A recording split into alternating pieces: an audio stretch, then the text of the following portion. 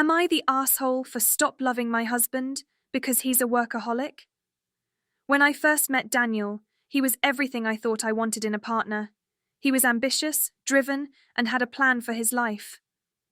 We met in college, and he seemed to have it all figured out, while I was more of a dreamer, focusing on my art and wondering where life would take me. We were different, but it worked. I admired his work ethic, and he loved my free spirit. We balanced each other out, or so I thought. We got married after dating for 3 years, and things were good for a while. We talked about our future, about the house we'd buy, the vacations we'd take, and the family we would start. Daniel was working hard, and I supported him.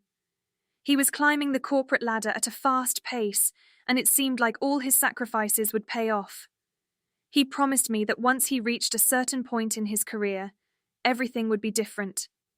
He'd have more time for us. But that point never came. In the beginning, I understood the long hours. He had big goals, and he was trying to make them happen. I was working too, but my career wasn't demanding in the same way. I didn't mind staying home and making our place feel like a home, cooking dinner, keeping the space neat. I even took on extra projects to support us. But as the months went by, I started to realize that the sacrifices weren't just his. They were mine too. As his career advanced, so did his hours.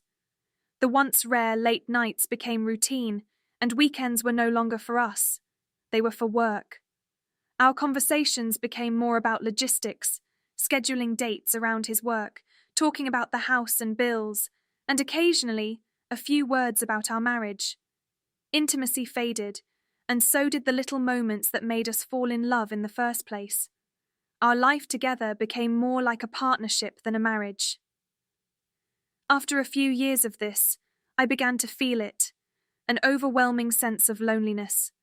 I tried to talk to Daniel about it, and every time he promised me things would get better, but every time it got worse. Just a few more months, he would say, and then it would turn into another year. I watched him get promotions and accolades, but I also watched him become more and more distant. The man I had married was becoming someone else, someone I didn't recognize. Our intimacy died, and with it, I felt like my connection to him was slipping through my fingers. He wasn't present, emotionally or physically. It was as if he had checked out. The small gestures, texting me during the day, leaving sweet notes, stopped. The dinners we used to have, just the two of us, talking about everything and nothing at all, were replaced with hurried meals before he returned to his office. I was essentially living with a stranger. Then came the first real breaking point. It was our anniversary. I had planned a getaway, a romantic weekend at a cabin in the mountains, away from everything. I wanted to reconnect with him, to feel like we were a couple again. I even booked massages and a private chef. Everything was set. But the night before we were supposed to leave, Daniel called. His work had a crisis. An important client was unhappy, and he needed to stay late to fix things. He promised we could go another time. I felt the tears welling up, but I didn't say anything. I didn't want to seem needy or selfish. I spent the weekend alone in that cabin, surrounded by the beauty of nature, and I realized something. I didn't need to be with him to feel lonely. I had already been alone for so long. I tried to fill the silence, tried to distract myself, but it hit me like a wave. Daniel was no longer a part of my life in the way I had always dreamed. I had spent so many years waiting for him to come back to me, but he had already made his choice. His work was his priority, and I was just an afterthought. That realization broke me. When I returned, I confronted him. I told him how I felt, that I needed more than what he was giving. I needed him to choose me, to make our relationship a priority. He apologized, of course, and promised things would change, but deep down, I knew it wouldn't. The promises were always empty. He was too far gone, and so was I. Months passed, and I tried to distract myself. I focused on my art, started traveling on my own, and reconnected with friends. I even considered moving to a different city, starting fresh. But nothing seemed to fix the void that had been growing between us. Daniel was still the same, still consumed by his job, still unavailable, and I was becoming someone I didn't recognize either. Bitter, resentful, and lonely. Then, unexpectedly, I met someone. His name was Alex. We met at an art gallery opening, and he was everything I had been missing. He listened when I spoke, he made me laugh, and he saw me, the real me. For the first time in years, I felt valued, noticed, and understood. We talked for hours, and I found myself enjoying the attention and affection. Alex wasn't trying to fix me, and he wasn't trying to use me to get ahead in life. He was present. He wanted to be with me for who I was, not because I fit into his plans or supported his career. I didn't act on the feelings I had for Alex.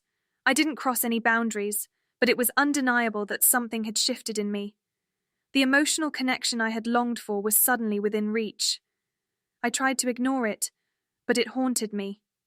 Why was I settling for a life with someone who had no time for me, when there was someone else who was offering me exactly what I needed? One night, Daniel came home late, again.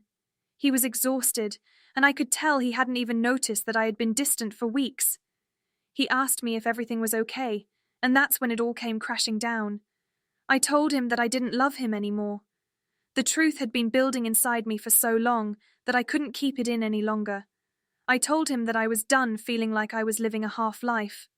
I couldn't keep pretending that everything was fine when I was emotionally starving. Daniel was devastated. He begged me to give him another chance, to go to counseling, to work through it. But at that moment, I realized something.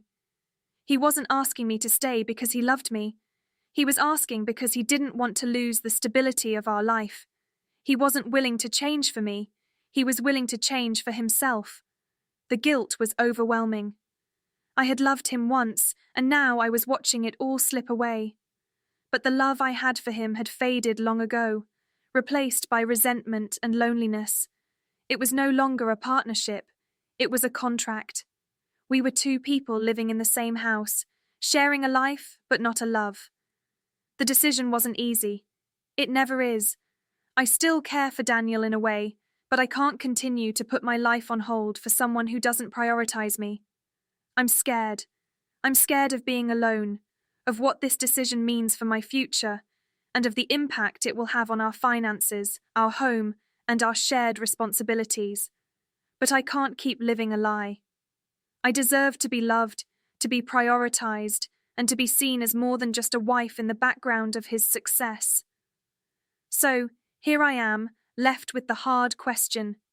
Am I the arsehole for stopping loving my husband because he's a workaholic? Or do I have every right to seek out a future where I'm not just a footnote in someone else's career story? This is the hardest decision I've ever had to make, but one thing is clear. I can't keep waiting for him to wake up. I have to wake up for myself.